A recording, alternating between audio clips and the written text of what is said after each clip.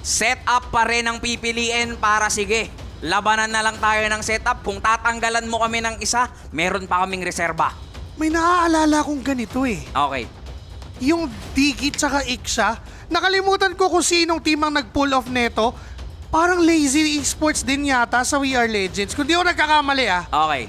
parang Lazy Esports din yung gumawa ng Digi Iksha. Anong na kwento? ang point is, kapag yung Iksha ginamit mo, mag-worry ka syempre sa mga kayang dumive sa'yo. Nandyan yung Arlot na pwedeng gamitin ni Der na pang-abot sa likuran. Okay. Pero mag-worry ka pa ba kung may Digi kang kasama? I mean, meron kang protection all the time at yun yata yung plano ni Xnova. Protect CY. Protect the Iksha at all costs. Pwedeng ganun ang ating makita, lalong-lalo na nandyan din naman yung real-world manipulation na makakatulong din kapag ka dinadive in na dito si CY. Pero yung init, yung momentum na meron ng Lazy Esports, kaya ba nilang paypayan yung apoy o kaya buhusan na ng tubig? Kasi masyado nang nagiinit dito ang Lazy Esports. Heading on, ang gawin ng RQ was beautiful, ang kaso lang parang mas napaganda pa nga yung counter initiations ng Lazy, pero tuloy lang sa pag-pressure Full dito barrage. sila Kuya CY. Wala pa masyadong damage, matadala sa torre at mukhang yun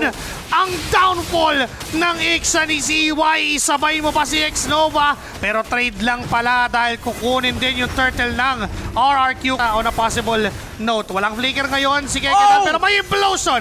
Andyan si James Pangs, andyan yung Time's Journey, pero mukhang malulugi si Keketan sa palitan doon. Papasok si Der with that vengeance. Kaso nandun yung Raging Sandstorm, full barrage mula mismo kay CY.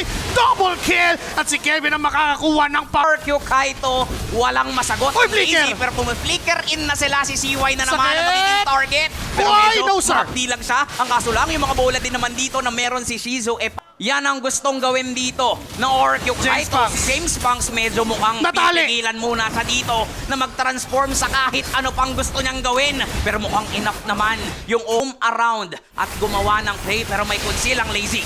Susubok sila kumuha ng setup. Nandyan yung Time's Journey na pwedeng Keketan! gamitin ni Keketan. Pero hindi, implosion na yun. At saktong makukuha si CY at Xnova. No more backlaners. Mingwin, low on HP. Wow! Papasok pang muli at dire-diretso ang Lazy. At tatlo, pero wala silang damage. Nandyan din naman itong itlog ni Xnova. Mabubuhay in 5 seconds pero di na aabot pa para iligtas si Ferds at nakuha pa. Sayawan lang. Hindi, na final slash. Nandyan yung Raging Sandstorm counter. Full barrage. Xnova ay wala agad pero si CY, ang sakit ng damage na binibitawan niya. Si Kelvin nasa likuran. Uy, Yun ang Ferds! target niya pero si Ferds sa patasal. Pero di niya kakayanin ng mga bolang may apoy mula mismo kay Shizu. 2 sa 2 yung naging palitan. May junglers pa naman ng dalawang kupunan. Equal. Pero hawak ng RRQ kahit ngayon yung posisyon sa Lord. Si Sinip, si Aray! Chomsker, may mga Aray! payelo. Nandiyan yung Aray! bolang may apoy mula mismo kay Shizu. At talagang aray at ang sakit. Pero si Mingwin ay hinahabol pa ni James Pangs. Mananakit din naman.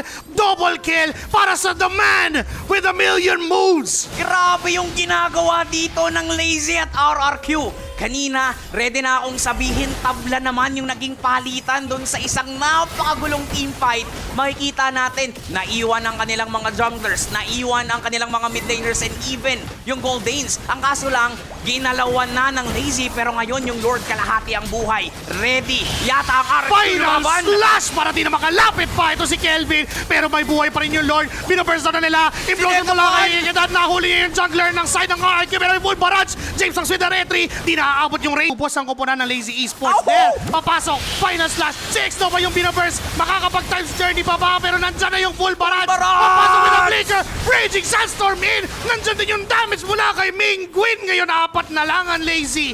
Pero didisiplina ang RRQ.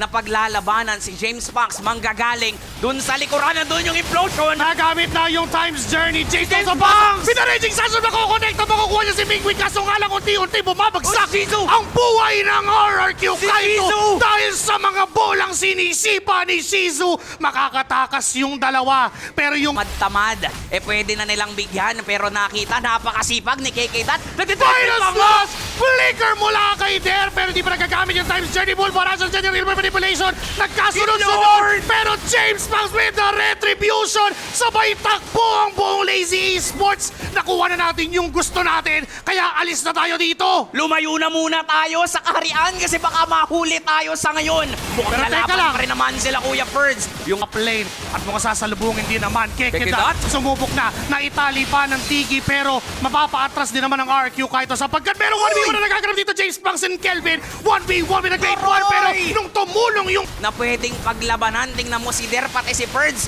Wala akong pake kung ikaw yung kapitan. Nandun yung Frigid Glacier, nandito na ba? At nandun yung Real World Manipulation. Kasabay na ng Bull Barrage. Nagpatong-pato na naman yung mga skills at may ipit si Chomsky at Frigid Glacier, pero makakaiwas James lahat. Banks! James Banks with that Lycan Punch sa Bull na naman. Aray! Si Kapitan at ang sakit ng pagkalmot at ang sakit ng pagkagat, pero dun sa Nako, gitna, sa gitna! may ipit na naman. Si Kelvin ay may ginagawang pangarap para sa kaharian. Sa gitna! Tapos yata ang laban. Isa, dalawa, 3 segundo na kailangan. We are having a 2-2. Ubusin!